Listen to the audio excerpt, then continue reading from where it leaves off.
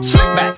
No, no, slick back. That's what I said. Slick back. No, nigga, I'm a pimp named Slick back. Pimp named Slick back. Pimp named, pimp named, pimp named Slick back. Nigga, are you deaf? I'm a pimp named Slick.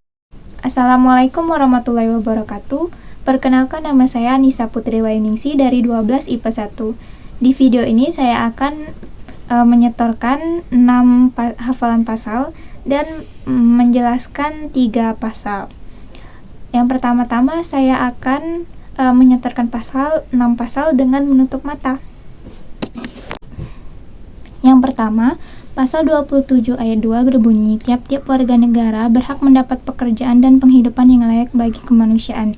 Yang kedua, pasal 28A berbunyi, setiap orang berhak untuk hidup serta mempertahankan hidup dan kehidupannya. Kemudian yang ketiga, pasal 28B ayat 1 berbunyi, setiap orang berhak membentuk keluarga dan untuk melanjutkan keturunan melalui perkawinan yang sah. Kemudian yang keempat, pasal 28D ayat 4 berbunyi, setiap orang berhak atas status kewarganegaraannya. Kemudian yang kelima, pasal 30 berbunyi, setiap warga negara berhak dan wajib ikut serta dalam usaha pertahanan dan keamanan negara.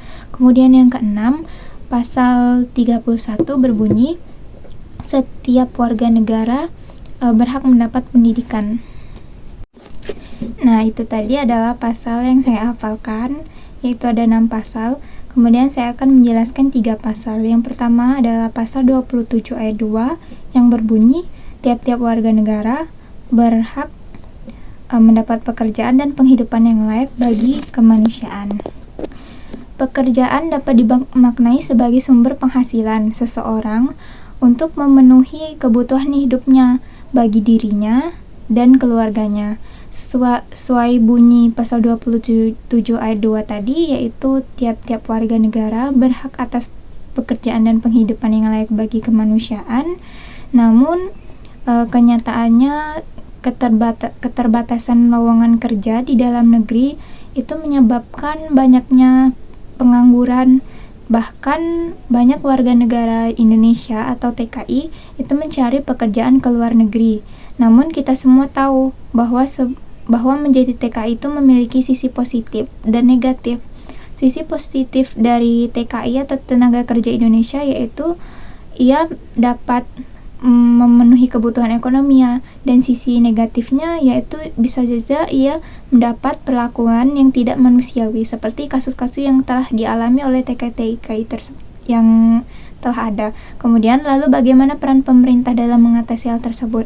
Pemerintah harus menyediakan lebih banyak lapangan pekerjaan karena setiap tahunnya sumber daya manusia itu pasti akan terus meningkat, serta pemerintah juga harus memberikan pelindungan kepada para tenaga kerja Indonesia yang bekerja di luar negeri, dan pelindungan TKI ini sudah diatur dan terdapat pada Undang-Undang Nomor 39 Tahun 2004. Untuk itu, supaya kita dapat menerapkan Undang-Undang Dasar pasal 27 ayat 2 ini, marilah kita berusaha dalam mencari pekerjaan. Tidak perlu pekerjaan yang luar biasa, namun mulailah dari pekerjaan yang kecil lalu menjadi luar biasa. Contohnya seperti berdagang. Walaupun berdagang ini merupakan pekerjaan kecil, namun dengan tekun insya Allah akan menjadi luar biasa dan menjadi seseorang yang sukses. Amin. Kemudian penjelasan kedua yaitu pasal 30 yang berbunyi, tiap-tiap warga negara berhak dan wajib ikut serta dalam usaha pertahanan dan keamanan negara.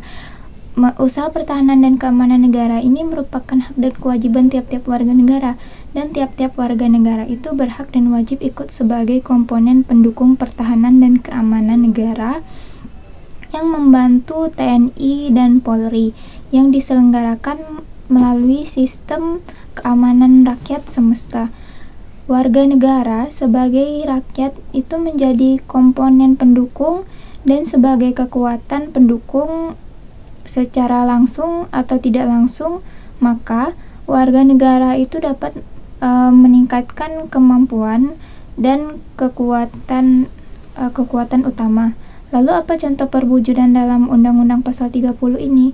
Contohnya itu seperti mengajak seluruh warga negara Indonesia untuk turun aktif dalam upaya pembelaan negara sebagai wujud cinta tanah air.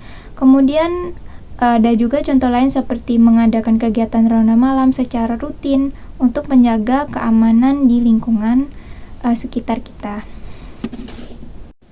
Lalu penjelasan yang ketiga, itu saya akan menjelaskan mengenai pasal 31 yang berbunyi setiap warga negara berhak untuk mendapat pendidikan.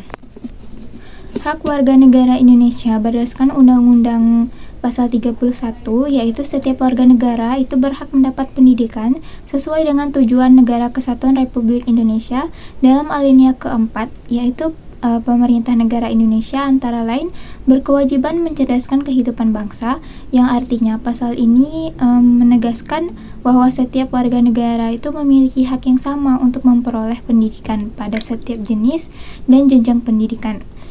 Oleh karena itu, pengaturan pelaksanaan hak tersebut tidak boleh mengurangi arti keadilan dan pemerataan bagi setiap warga negara untuk memperoleh pendidikan, tidak memandang kasta, ras, suku, ataupun agama, kaya atau si miskin.